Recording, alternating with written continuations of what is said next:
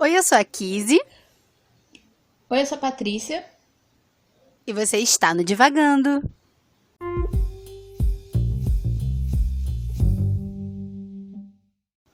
Oi, pessoal, como vocês estão? Hoje a gente está aqui no nosso segundo episódio sobre Frankenstein, da autora Mary Shelley. E a gente vai continuar, né, a nossa conversa, falar um pouco mais sobre a história em si, os personagens, já que eu terminei o livro! Uhul! Do nada a pessoa ficou super animada, mas enfim. Como eu falei no último episódio, né? Eu não tinha conseguido terminar a tempo da gravação, mas eu consegui, li tudo, tenho algumas coisas a mais para acrescentar. Talvez nem tão novas assim, mas antes de a gente começar realmente, né, a divagar sobre Frankenstein, aqui você vai fazer o nosso já corriqueiro e rotineiro resumo para vocês saberem mais da história, se vocês leram, para relembrar, se vocês não leram, e acompanhar melhor a conversa. Com você, Kizzy. Só um instante, que você sabe que eu tenho problemas Com nomes. com nomes, exatamente. Então eu vou pegar aqui a listinha dos personagens para ficar mais fácil. Então, pessoal, pra gente se orientar aqui na história, né? Relembrar aí quem já leu e orientar quem ainda não leu. Frankenstein, de Mary Shelley, é a história de Victor Frankenstein. Ele é um rapaz, né, criado em Genebra, numa família muito amorosa, né, que acolhe muitas pessoas ali do entorno. E ele tem um apreço pela ciência, né? Ele não é, vamos dizer, muito bem instruído desde novo, mas ele é muito autodidata, né? Ele se dedica nas suas próprias pesquisas, assim, desde muito novo. E quando chega a hora dele ir para a faculdade, ele perde a sua mãe e ele acaba atrasando um pouco a saída para a faculdade, mas acaba indo estudar fora, né, distante da família. E na faculdade ele começa a se dedicar à sua grande paixão, que é poder criar uma vida, né, dar a vida a alguma coisa. E aí ele se debruça sobre isso e depois de uma maratona aí de meses tentando decifrar o que seria assim a chave, né, para fazer um ser, para criar uma vida, ele dá a vida à sua criatura, que é o monstro de Frankenstein, né, que é aí quem a gente acaba conhecendo mais pelo nome Frankenstein. Só que quando essa criatura ganha a vida, né, quando ele percebe o que ele fez, ele fica em choque, ele rejeita a sua criatura e acaba caindo doente, assim, ele passa muito tempo debruçado, né, sobre essa pesquisa, que no fim da sua pesquisa ele acaba caindo doente. E nisso ele perde a criatura de vista. A sua criação some e ele fica sem saber o que fazer. Quando ele se recupera, ele volta para casa e a partir de uma série de coisas que vão acontecendo, uns desastres, assim, umas mortes e tudo mais, Victor Frankenstein descobre que a criatura está rondando ele.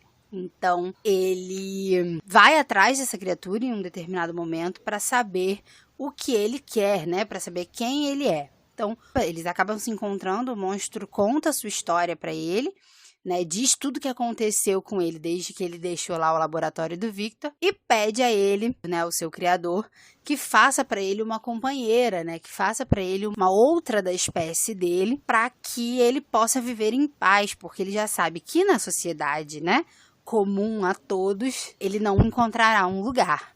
Então o Victor ele fica num dilema muito grande se ele vai atender esse desejo ou não, e decidindo não atendê-lo, ele começa a caçar a sua própria criatura para dar um fim a ela. E é nessa história, assim, né? É nessa caça, né? O livro começa pelo final, né? Enquanto o Victor tá caçando a sua criatura. Aí quando ele encontra o Capitão Walton, né? Que tá aí numa empreitada para chegar ao Polo Norte. E o Victor conta a sua história ao Capitão Walton para explicar, né, por que ele estaria ali no caminho para o Polo Norte. E aí ele conta que estava perseguindo aí a sua criatura para poder dar fim dele. A história passa por muitos meandros, né? É um livro muito delicioso de ler. tem muitos altos e baixos, e aí tem vários conflitos e vários pormenores aí que a gente acaba deixando de fora nesse resumo, mas é basicamente isso, assim, são alguns fatos importantes pra gente nortear a nossa conversa. Isso, e aí uma coisa que, enquanto você tava contando, né, a história, e me veio na cabeça, e eu não sei se eu já tinha pensado antes ou não, mas me veio na cabeça, assim, logo que você tava contando no início, é porque o Victor, né, ele tem essa obsessão de criar a vida. Primeiro ele queria descobrir, né, o segredo da vida, e ele não conta qual é, mesmo pro Walton ele não conta. E aí depois que ele descobre, ele resolve, né, dar vida a alguma coisa, né, uma criatura nova, um ser novo. E aí enquanto você tava falando, me veio na cabeça, assim, isso é uma coisa que a gente nem conversou antes, mas enfim, que talvez essa obsessão, né, com a vida, e por mais que ele já tivesse essa obsessão desde o novo, né, com as ciências e com a alquimia e esses autores, né, que já naquela época já eram considerados antiquados, eu ia falar entre aspas, mas não é entre aspas, eles são considerados antiquados até hoje, que é essa obsessão que entra, né, e esses meses que ele passa no laboratório fazendo experimentos e mexendo em coisas, né, que ele mesmo não se sente bem, que são tabus na sociedade, que são coisas que ele não devia estar mexendo, né, ele conta que ele passou tempo em cemitérios e lugares assim, eu não tô conseguindo lembrar nesse momento agora, tipo, fazer uma lista de lugares, enfim. É que essa obsessão pode ter piorado com a morte da mãe dele, né? Porque, como aqui contou no resumo, é a mãe dele, né? Que é uma mulher muito amorosa, super caridosa, super gentil. Morre antes dele partir, é a primeira, né, tragédia da vida dele. E eu acho que isso pode ter contribuído um pouco, não pro interesse dele no assunto em si, mas pela obsessão, né? Que depois ele vai afundar de cabeça, né? E eu acho que a gente conversou bastante, né? Comentou e conversou sobre essa obsessão dele no primeiro episódio. E eu queria saber se você pensou isso em algum momento, porque isso eu acho que eu pensei quando eu tava lendo, mas, tipo, passou pela minha cabeça, assim. E aí, agora, quando você tava falando, eu lembrei.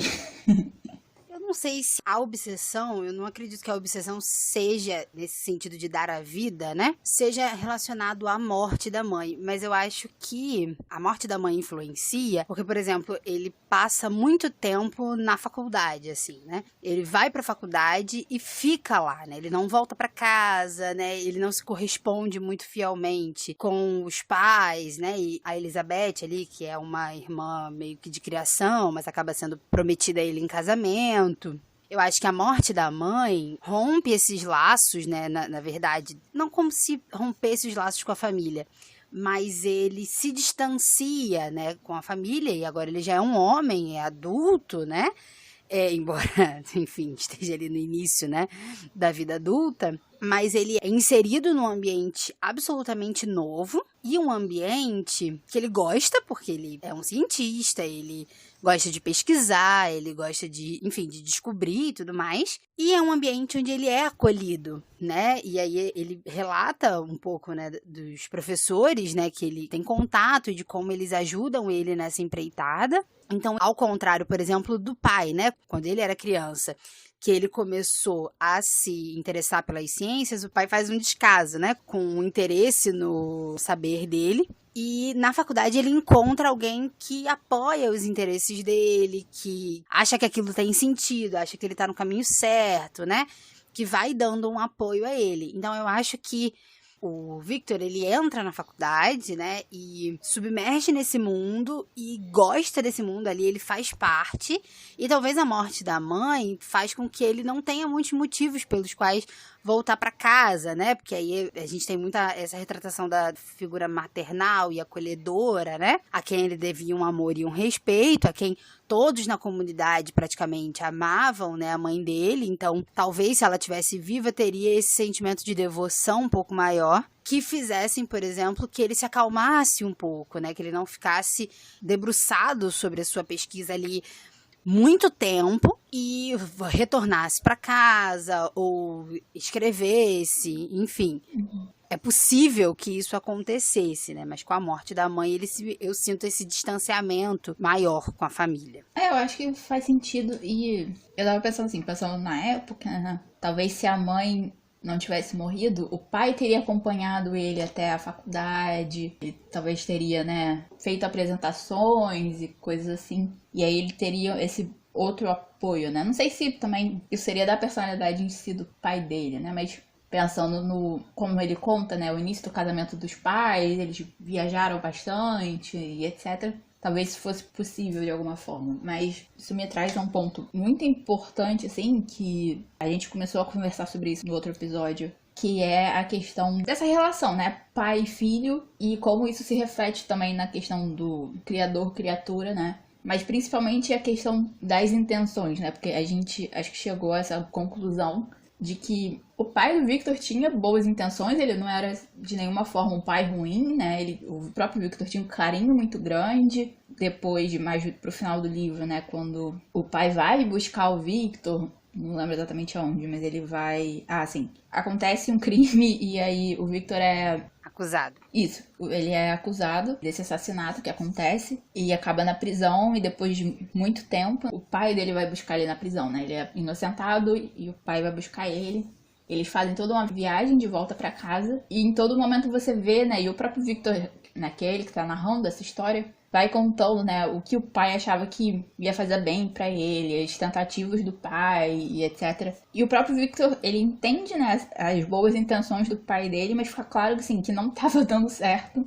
E é muito lição de maturidade, né, que a gente precisa, às vezes, ter na vida, de que, primeiro, que os nossos pais são humanos, e segundo, que eles têm, na maior parte das vezes, boas intenções, mas nem sempre as boas intenções deles são suficientes para cobrir o que a gente precisa, né? Como seres humanos. A gente, que nem a gente falou no último episódio, a gente não tem manual de instrução, a gente não chega no mundo com manual de instrução, então é muito difícil para os pais, né, às vezes, fazerem o movimento correto, e eles, né, eles vêm da sua própria criação, da sua própria vivência no mundo, então eles têm certas ideias. E nem sempre elas casam com o que a gente precisa, o que a gente quer como filho. Mas tirando, né, em certos casos que a gente conhece, que a gente vê, a maior parte do tempo os pais, eles têm boas intenções e nem sempre essas boas intenções passam exatamente, né? Elas criam coisas exatamente boas em si. E a gente tocou nisso e eu, né, depois de continuar lendo a leitura e essa parte principalmente, né, essa viagem de volta pra casa do Victor pela segunda vez, eu acho, ou terceira, no livro, me fez reconfirmar isso, né, de que a relação do Victor com o pai era fundamental pra ele, mas ao mesmo tempo, né, ele passa muito tempo longe, muito tempo desligado dessa família, desse pai, e dos irmãos, e da Elizabeth, né, que toma esse lugar de, mesmo não tendo o mesmo sangue, né, foi criada ali com eles, e que toma um pouco esse lugar, né, da mãe, mas ele perde, né? Ele tem esses momentos de perda de contato por motivos específicos. E é interessante isso, assim, porque eu acho que eu comentei no último episódio sobre a questão, né, de que o Victor, ele foi criado, né, de uma forma super protegida, ali todo mundo, né, na mesma casa, só eles, fazendo as coisas entre eles, etc. E depois ele vai, né, pra esse outro universo, que é a universidade, onde ele precisa, né, se virar e etc. Ele não tem amigos, né, o amigo dele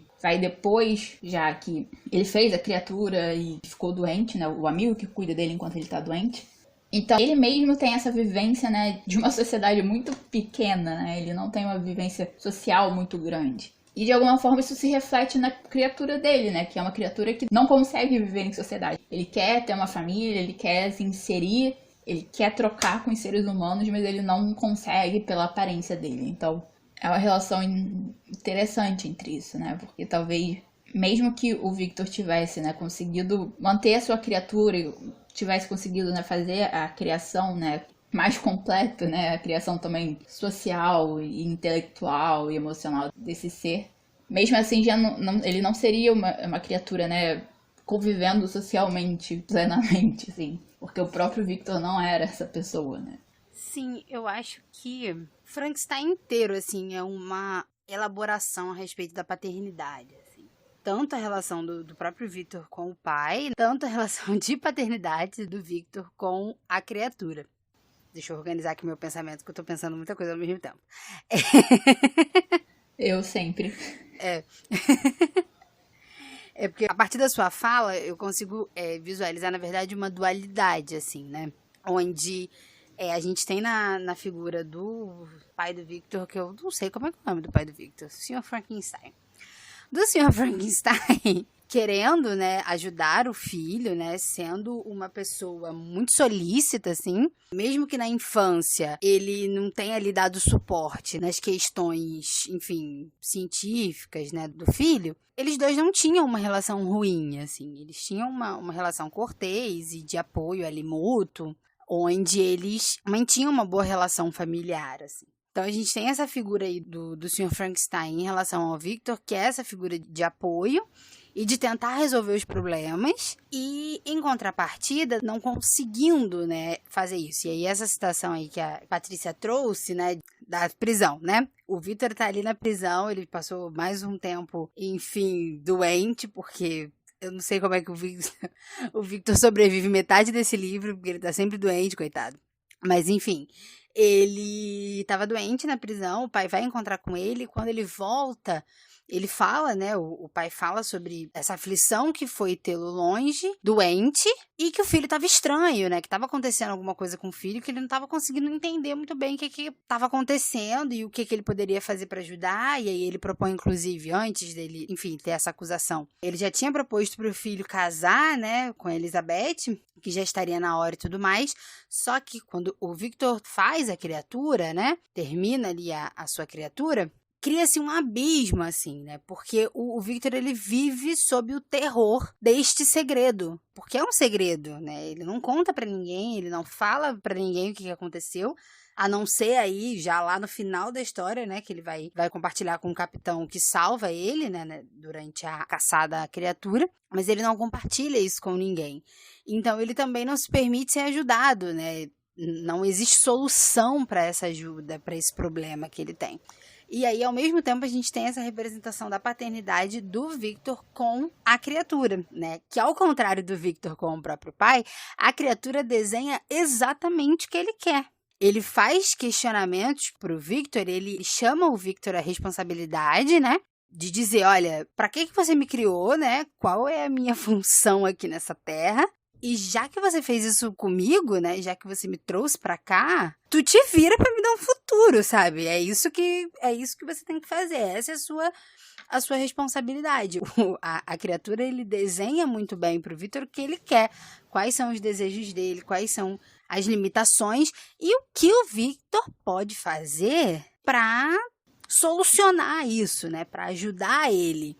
Então, eu vejo muito a história dessa forma, assim, dessa dualidade, assim, de relações. E tendo o Victor como um papel central, assim, né, nesse triângulo aí, né, de paternidade e filiação, onde, por um lado, ele não consegue dizer pro pai o que o pai pode fazer para ajudá-lo, né? E, ao mesmo tempo, por outro lado, ele é cobrado, né? Ele é demandado, ele recebe uma demanda do que o filho dele, né? Porque a criatura é o filho dele, precisa para poder sobreviver.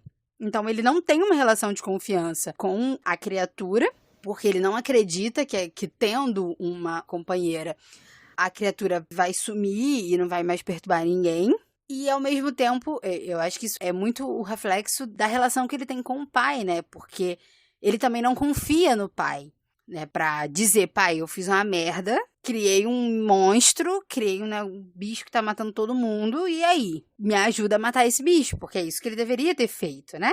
Talvez a história não tivesse entrado por outros caminhos se ele tivesse dividido isso com alguém, né? Seja com o pai, que é ali a figura, né, de grande representação, seja com um amigo, enfim, com um dos professores, com qualquer pessoa. Talvez se ele não tivesse carregado esse fardo sozinho, a história seria muito diferente, né?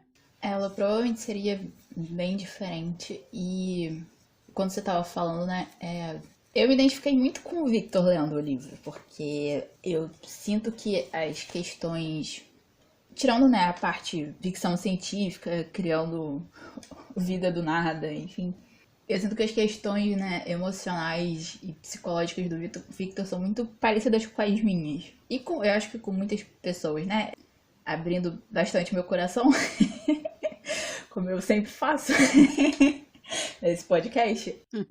Eu tenho um histórico, né? E aí é sempre um pouco complicado explicar isso, porque depressão é uma doença, né? É uma doença crônica. Só que eu tenho o que eu chamo de picos depressivos, eu tive momentos depressivos que são característicos. Então, desde a adolescência eu venho tratando, né, e lidando com as minhas questões psicológicas e emocionais para também ter uma vida, né, mais saudável e mais completa, sem precisar cair nesse ciclo depressivo, né, que acontece comigo. Eu não vou dizer aqui, né, que eu sou especialista, eu não sou especialista em depressão, eu só tô contando a minha vivência, né, e o meu entendimento com isso. E pra mim, essa identificação com o Victor, e eu acho que talvez isso tenha me dificultado a leitura em si, por mais que a leitura seja extremamente fluida e interessante, essa identificação de ver, né, ele passando, não por todos, mas assim, mas boa parte dos processos que eu, pelo menos, por causa da depressão, passei na vida, né. Tem a dificuldade de pedir ajuda, de não confiar nas pessoas, mesmo com as boas intenções delas, e você carregar, né, os segredos e aquela situação com você e você se sentir toda hora perseguido por aquilo e toda hora sentir, né, que tem aquela sombra te rondando. Então, assim, eu me identifiquei bastante e essa questão, né, da doença dele é muito comum. Cada momento, assim, mais traumático da vida do Victor, ele fica doente, né? Ele tem febre, ele alucina, todo um quadro, assim, muito complicado, fisicamente complicado, né, dele, e que tá totalmente ligado com esse drama mental e emocional que ele tá vivendo, né? Claro que ele foi responsável, ele criou a criatura e ele se enfiou no trabalho e se desgastou completamente fazendo a criatura, e depois ele fica nessa ida e vinda de se responsabilizar ou não com a criação dele. Mas esses momentos de doença, eles são totalmente somatizações das questões internas que ele tá passando, né? E aí, enquanto você tava falando, me lembrou muito de uma sessão de terapia que eu tive, que eu tinha tido meio que não chegou a ser um pesadelo, porque não tinha exatamente a parte, né, do medo e do terror que a gente normalmente tem nos pesadelos, mas que era uma situação um pouco grotesca, que tinha essa roupagem de monstro, enfim. E como todo sonho, né, a gente trabalha muito em cima dos meus sonhos. E aí ela meio que, né, e em geral, né, nos sonhos, ela vem com essas são mensagens do seu inconsciente que elas precisam vir e elas estão vindo pra você trabalhar em cima disso, né. E aí, enquanto você tava falando, né, que o monstro chega pra ele, eu tô chamando desse monstro, coitado, a criatura chega pra ele, fala claramente o que ele quer e o que ele precisa, né, e ele mesmo tem essa incapacidade, me faz pensar nisso, né, assim, esse monstro, se a gente for tirar a roupagem, né, fantástica, roupagem de ficção científica, roupagem de terror, enfim, do livro, é literalmente isso, assim, é esse monstro interno que tá dizendo pra ele assim, olha, eu preciso disso, né, eu que sou você preciso disso, de alguma forma. E, assim, é um livro extremamente psicológico nesse sentido, né, porque lida com essa questão, né, da família, lida com a questão da criação, como a gente se cria, como, né, a gente se socializa e é sociabilizado. É aquilo que a gente, né, passa por causa dessa socialização, tanto com o Victor quanto com a criatura. A gente vê isso. E essa questão mental, assim, do Victor. Em nenhum momento, assim, ele é um personagem perfeito e você... Pelo menos, assim, na minha experiência de leitura, assim, eu não fiquei com pena dele, enquanto que com a criatura, assim, em momentos eu tive pena dele. Mas o Victor não, porque eu entendi a responsabilidade, né? Tipo, ele fez o BO do TCC e não arcou com as consequências do BO do TCC, que nem a Kizzy falou no final do outro episódio. Mas tem essa identificação, sabe? Eu entendi muito bem o que ele estava passando, por eu ter passado por coisas parecidas mesmo, que assim, eu não criei uma criatura, eu não dei vida a um monstro na vida real, né? Mas hoje em dia eu tenho consciência dos monstros internos e dos complexos internos que eu dei vida e que eu tô tendo que lidar. E aí eu queria saber de você, Kizzy, o que você pensa sobre isso e mais ainda, assim, eu acho que a gente falou isso um pouco com Drácula, né, sobre essa questão de que muito dessa literatura e dessa mídia, né, que a gente tem de terror, de ficção científica, de fantasia, são coisas, né, que são representativas, elas são simbólicas. Aí, se você pensou sobre isso e o que você acha, né, que Frankenstein ele tá trazendo simbolicamente?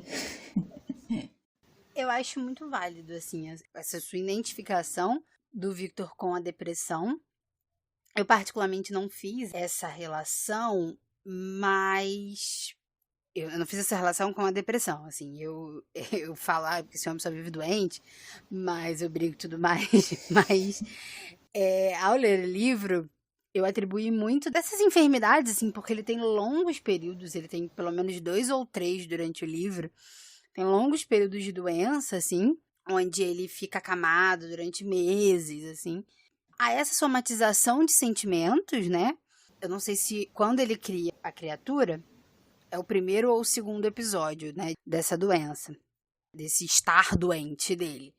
Mas, principalmente, né, depois que ele cria a criatura, eu relacionei a estafa mesmo mental, assim, né? Porque ele tá ali num trabalho compulsivo durante meses, ele não come direito, ele não dorme direito, ele fica obcecado, ele passa noites no cemitério, ele vai para laboratórios, ele vai para biblioteca, ele vai coletar material. Então, assim, ele tá compulsivo mesmo nessa pesquisa e chega uma hora que o corpo grita, né? Chega uma hora que você não consegue aguentar esse ritmo, né? O corpo requer os seus cuidados e se você não dá esses cuidados a ele, chega uma hora que ele cobra conta, né? Que ele vai te passar ali a notinha toda e você vai ter que pagar cada uma delas. Sim. Então, muitas dessas doenças, assim, do Victor, eu atribuí a essa somatização, né? De uma compulsividade, porque geralmente ela é atribuída a períodos após a compulsividade, né? De produção ali científica, ou em períodos de grande tristeza, né? Porque na hora que ele tá na prisão, por exemplo, ele passa por um período de grande produção científica, mas é diferente, né? Como ele já tinha criado a sua invenção ali, quando ele se dispõe a criar a companheira ali da criatura, a dar vida a essa companheira, ele já sabe como fazer. Então, ele faz isso de uma forma mais tranquila. E aí, ele fica doente muito pelo susto, né, de ver que o amigo dele tinha sido assassinado e que ele estava sendo culpabilizado por essa morte, cuja qual ele não tinha a ver, né, porque não foi ele que matou diretamente, mas ele se culpava por saber que aquela morte era derivada da sua criatura, né? Então, ele se achava ali um assassino indireto, ali um assassinato ali doloso. Não, culposo, quando não há intenção de matar. Mas ele se vê, assim, nessa relação indireta. E eu acho que esses momentos, né, de enfermidade que ele tem, vêm em resposta, né, a essa dor, a esse sofrimento, que ele não sabe o que fazer, né? Ele não tem uma solução para isso, então ele não pede ajuda, né? Como você mesmo apontou, ele não pede ajuda, ele não recorre a ninguém, ele quer resolver o problema dele sozinho, e aí dana tudo porque ele não consegue resolver nada e aí só complica a história inteira. Mas eu acho muito válido essa sua identificação, né, com a depressão, porque, enfim, lendo a respeito, né, de como Frankenstein foi escrito, e eu acho isso muito interessante, né, principalmente nesses livros clássicos, tentar entender um pouco onde é que o autor estava para poder, enfim, resultar nessa obra. A Mary Shelley tinha 18 anos, mais ou menos, quando escreveu esse livro, e ela estava ali passando por um processo de depressão, assim, ela estava num conflito muito grande na vida dela. Ela tinha acabado de perder um filho, ela tinha tido outro, eu acho, já. Ela vivia um caso ali de amor meio estranho ali com o marido. Eles eram meio adeptos do amor livre, mas não era bem amor livre, né, que eles viviam. Era uma relação um pouco mais tóxica, né, um pouco mais não saudável ali entre eles. E Frankenstein, ele se dá num contexto onde tem vários escritores numa casa, né? Tá ela, o marido, a irmã, acho que o Lord Byron, né? Eles estão na casa do Lord Byron e uns outros convidados, e ele se propõe a criar um conto de terror, né? E é daí que surge o Frankenstein. Então, eu acho que o Frankenstein, ele é essa elaboração, né? Que a Mary Shelley faz desse período da vida dela. E aí a gente tem a relação com a paternidade aí, que é óbvia, né, de assumir o filho, né, de não assumir o filho. Ela deixa o pai dela, né, ela abandona o pai dela, ela perde a própria mãe, né, então a mulher que cria ela é a madrasta, né, a segunda esposa do pai. Então, assim, ela tá passando por um momento muito conflituoso e isso, eu acredito muito, né, que essas obras principalmente as obras que perduram, assim, levam muito dos seus autores, né? Das suas almas e das suas questões e das suas vivências e das suas elaborações. Então eu acho super possível, assim, essa identificação, né, com essa tristeza, com essa falta de confiança, né, com esse aspecto, assim, de dor e de luto, porque talvez no fim seja isso mesmo que a Mary Shelley tenha tentado passar, né, direta ou indiretamente, né, mas talvez tenha sido esse o cerne. Muito além de, é possível criar uma vida, né, enfim, com restos mortais de seres humanos, ou muito mais do que a responsabilidade, paterna ou não, pode ser isso, né, essa dor de criar algo e não saber como lidar com isso, e se ver sozinho, né, em meio a várias pessoas que te amam, né? Enfim, acho que é sempre passível de muitas interpretações. Sim, eu acho que isso que faz esses livros perdurarem, sabe? É isso que faz esse livro, em quase 200 anos, chegar até a gente e causar essas reflexões e essas identificações. Porque são conflitos humanos, né? Eles tocam em coisas na gente, a gente percebendo elas conscientemente ou inconscientemente, a gente entende elas, né? Mesmo que não tenha passado por elas, mesmo que não seja a sua vivência pessoal, você entende aquilo, você entende aquele conflito, né? Aquela partezinha ali extremamente humana que é passar por problemas e ter que lidar com eles, né? E eu acho isso muito rico, né? Ainda mais nesses livros, né, que a gente tem lido, que às vezes irritam a gente, às vezes trazem questões sociais que não são mais as nossas, ou que ainda são as nossas, e por isso mesmo, né, trazem certos sentimentos na gente, mas todos esses livros que a gente tem lido essa temporada, e eu acho que é possível que o próximo também traga algumas coisas assim, eles se tornaram clássicos, né, e eles se, além, né, da academia, da crítica, do hype, etc., eles têm algo de muito humano, né, nas suas bases. E eu acho que toda história que é extremamente humana, né, toda história que seja independente da mídia, seja livro, seja filme, seja novela, seja música, poesia, performances artísticas, tudo que é extremamente humano perdura, né, toca a gente e perdura. E eu acho isso muito bonito e muito interessante. Eu acho que é por isso que a arte, a literatura, e o cinema, e o teatro, a pintura, a fotografia, todas essas formas de expressão, elas perduram, né? Porque elas são essa forma da gente encontrar e atingir certas coisas que a gente, às vezes, na vida real e com os elementos, né, e as nossas capacidades da vida real, a gente não consegue. Seja por simbolismo, seja por representações diretas. Eu acho que esse é o poder, né, das histórias. Exatamente. Então é isso, pessoal. Nós ficamos aqui, né, com mais um pedaço dessa conversa sobre Frankenstein, da Mary Shelley. E aí a gente passou por mais alguns pontos, a gente se repetiu, né, em algo, reforçou outros, né, como essa questão da paternidade, né, que é um ponto central aí, né, nessa dinâmica dessa história, né, como essas figuras se relacionam entre si, mas também passamos aí sobre os cuidados, né, com a própria saúde, esse cuidado mental, né, que a gente precisa ter quando se está passando por problemas na vida, e aí seja criar uma criatura do nada, ou, enfim, qualquer outro que traga esse conflito e que a gente não possa resolver, não saiba resolver sozinho, né? Então, como a gente precisa se cuidar e buscar ajuda, porque o corpo cobra, né, a parte dele, né, a parte onde a gente deixa de cuidar, a parte onde a gente ignora, o corpo ele tem essa autonomia de cobrar da gente essa conta. E é isso, né? A gente sempre traz esse ponto, né? De que as obras e seus autores estão intrinsecamente relacionados, né? Estão aí sempre, andando sempre juntos, é o contexto onde essas obras foram escritas, foram elaboradas. Então, a gente nunca pode deixar, assim, de olhar para aonde é que esse livro estava quando ele foi escrito, né? Qual foi a importância dele para aquela época, para o contexto onde ele estava sendo tratado, qual o impacto que ele causou naquele lugar e como e por que esse livro vem sendo lido e relido e redescoberto a cada ano, a cada década, a cada centenário, né? Cada vez mais, porque, como a Patrícia disse, são essas relações absolutamente humanas, né? São as dores e as alegrias da humanidade que fazem uma obra perdurar. E falando em relações humanas, sigam a gente nas redes sociais, tanto no Twitter quanto no Instagram, no @divagandolivro.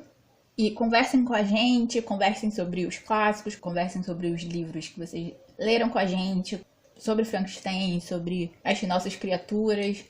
A gente está sempre aberta ao diálogo e é pelas redes sociais que vocês conseguem dar essa resposta pra gente, né?